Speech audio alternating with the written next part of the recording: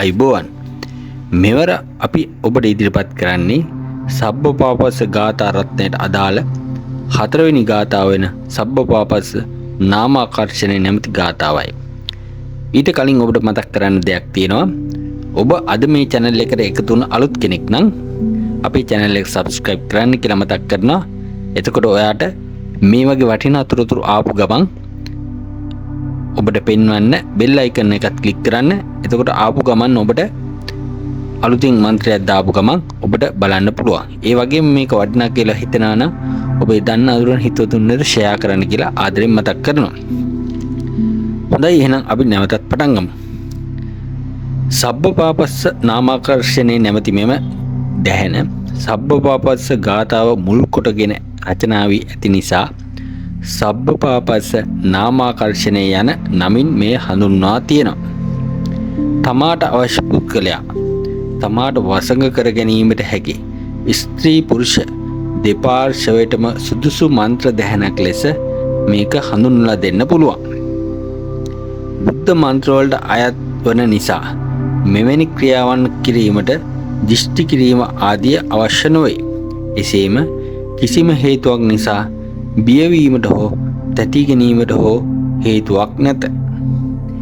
මෙම උතුම් වූ නාමාකර්ෂණය තමන්ට අවශ්‍ය ඕනෑම ස්ත්‍රී පුරුෂයෙකු තමන්ට හිතවත් කර ගැනීමට හැකියාවක් ඇති කරයි. සුදු පාට පිච්චමල් වට්ටියක් ගෙන මෙම මන්ත්‍රයෙන් මතුරා 97 ඇති බෝධීන් වහන්සේ නමකට පූජා කොට අදාළ පුද්ගලයා තමන්ට අවනත කර දෙන ලෙස ඉල්ලීමක් කළහොත් එයින් ඊටම කෙටි කලකින් සුබ ඵල උදා කරගත හැකිය. එසේම මතුරන විටදී මේ තොන් යයි ඇති තැනට අදාළ පුද්ගලයාගේ නම යොදා මෙතරීමට කලමනාකාරී විය යුතුයි. නිධානයක් ලත් පුද්ගලයෙකුසේ මෙයින් ඔබට ඊටමත් විපුල ඵල ප්‍රයෝජන උදා කර ගැනීමට හැකි බව මතක් කර දිය යුතුයි. මේ ඊටමත් සබ්බපාපස්ස නාමාකර්ෂණේ නමත් වූ ගාථාව කෙබඳුදයි දැන් ඔබට තිරයේ දිස්වනු ඇත. මෙහිදී තොන් යන තැනට ඔබට අවශ්‍ය ස්ත්‍රියගේ හෝ පුරුෂයාගේ නම යොදාගත හැකියි. තම මව තමාට අහිත නම්, තම ලේලිය තමට නොසලකා හරී නම්, ණයබරින් තමා පීඩාවට සිටින්නේ කෙනෙකුගේ මුදලක් ලැබිය යුතු නිසා මුදලක් නොලැබීම නිසා නම්, එම පුද්ගලයා තමාට හිතවත් කරගෙන අදාළ මුදල තමාට ලබා ගැනීමට අවශ්‍ය නම් ආදී මෙවැනි දහසක් පැතුම් ඉටු කර ගන්නට සුවිශේෂී බලයකින් යුක්ත වූ ගාථා රත්නයක් ලෙස මෙය හඳුන්වා දිය හැක.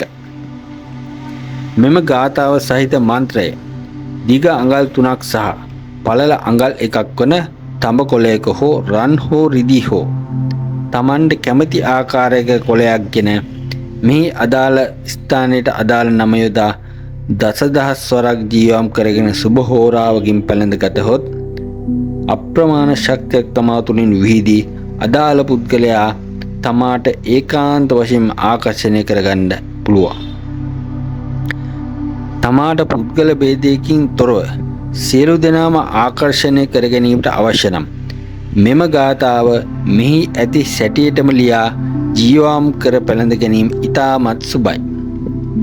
දේශපාලනයේ නියුතුවන්ට, සමාගම් ප්‍රධානීන්ට, ගුරු භවතුන්ට ආදීන් වෙළඳ ව්‍යාපාර කටයුතු කරන අයටත් මෙයින් අප්‍රමාණ වූ ආශිර්වාදයක් උදා කරගත හැකිය. විශේෂයෙන් කියන්න ඕන මෙම ගාථාව ලක්ෂ වාරයකට වඩා සිද්ධි කරගත් අයෙකුට ඕනෑම පුද්ගලයෙකුගේ නම දනී නම් තමාට හිතවත් බවට පත් කර ගැනීමේ හැකියාව ලැබෙනවා. සීලේ පිහිටා මිස නුසුදුසු දෙයට මේවා යොදා ගැනීමේදී ප්‍රතිඵල නොලැබී යයි. එම නිසා සෑම විටම සබ්බපාපස්ස ගාථාවෙන් කරනු ලබන ගුරුකම් ඊටමත් පිරිසුදුව සහ සිල්වත්ව කිරීමට වග බලා ගන්න. ඔබට මෙම මන්ත්‍ර දැහැනේ සත්‍ය බැලීමට අවශ්‍ය නම් ඊට ක්‍රමයක් කියා දෙන්නම්. කිරි සහිත ගසක දළුවක් තෝරා ගන්න. ඒ තමාගේ මුහුණ මට්ටමට ඇති අත්තක් විය යුතුයි. කුස්ගසක් හෝ ඉද්දගසක් ඊට වඩාත්ම සුදුසුයි.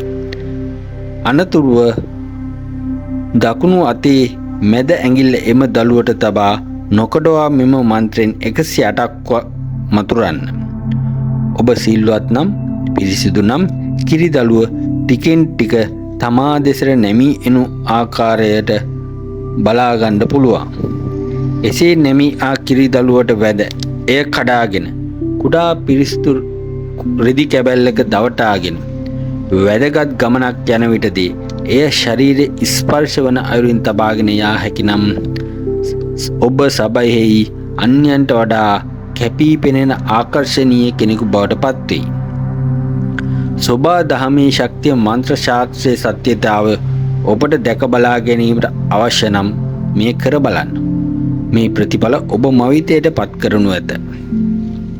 මෙම දැහැන තමාට වශී කරගත් විටදී ස්වභාව සෞන්දර්ය තුල ඇති විවිධ වස්තුන් තමන්ට ආකර්ෂණය කරගත හැකි බව දක්වා ඇත. මෙයින් කළ හැකි අරුම පුදුම ගුරුකම් බොහෝ ප්‍රමාණයක් ඇතත් ඒවා සියල්ල පළකිරීම විවිධ ගැටලු ඇතිවන නිසා මෙහි දක්වන්නේ නැත. මෙසේ තමන්ට අවශ්‍ය වන ශක්තිය තමා තුළම උදා කරගෙන තමාගේ ජීවිතයේ සුවිශේෂී වූ ආලෝකයක් උදා කර ගැනීමට හැකියාවක් ඇති අග්‍රගණ්‍ය වූ මේ ගාථාව ඔබට පහළ වූ සතරවැනි නිධානය ලෙස සලකා ආරක්ෂා කර ගැනීම ඔබට පැවරෙන වගකීමකි. සමහර අයගේ මතයක් තියෙනවා මෙවැනි මාධ්‍ය තුලින් පළ කරන මන්ත්‍රවල බලයක් නොමැති කියා. නමුත් গুপ্ত ශාස්ත්‍රයේ සත්‍ය දැනීමට ක්‍රමයක් තියෙනවා. මන්ත්‍ර ශාස්ත්‍රයේ මන්ත්‍ර පොත්වල අගුණ යොදන ඉතාමත් රහසිගත ක්‍රමයකුත් තියෙනවා. මේ ප්‍රයෝජනයට ගන්නේ තම මන්ත්‍ර පොත ලියා ඉන්පසුව එයට අගුල් මන්ත්‍රයකින් මතුරාගත් දුම්මලල්ලා දෘෂ්ටි හිර කරන ක්‍රමයක් තියෙනවා. එසේ කළොත් අදාළ පොත ගැන කොයිතරම් මන්ත්‍ර මෙතුරුවත් ඒවා සිද්ධ වෙන්නේ නැත. නමුත් එසේ අගුල් දමූ පසු යතුරු මන්ත්‍රය පසුව තමාගේ ගුරුන් විසින් ගෝලයාට දෙනු ලැබේ.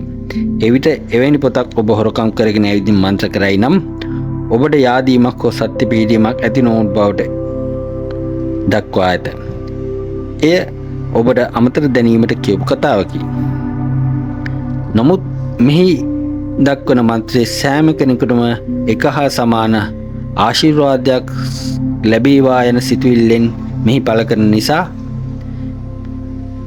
මෙම මන්ත්‍රයේ කිසිදු ගැටලුවකින් තොර ඔබට භාවිතා කරගත හැක. සතර මහා නිදානයක් බඳු ඌ මේ ගාථා රත්න දැහැන් සතර ඔබට කප්පුකප් පහළ වූවක්සේ ප්‍රයෝජනයට පත් වනු ඇත. බුද්ධිමත් ඔබට මෙයින් අප්‍රමාණ ප්‍රයෝජන ගත හැකි නිසා මේ ආරක්ෂා කර තබා ගැනීම ඔබ සතු යුතුකමකි. එසේම සබ්බපාපස්ස ගාථා දැහැන් හතරම පළ කිරීම මින් අවසන් කරනවා. ඔබට සතර මහා නිදානයක් වන මේ ගාථා හතර කටපාඩම් කරගෙන විපුල ඵල ප්‍රයෝජන යොදා ගන්න කියලා ඉතාමත් ආදරෙන් මතක් කරනවා. ඔබ සැමට තෙරුවන් සරණයි. ජය වේවා.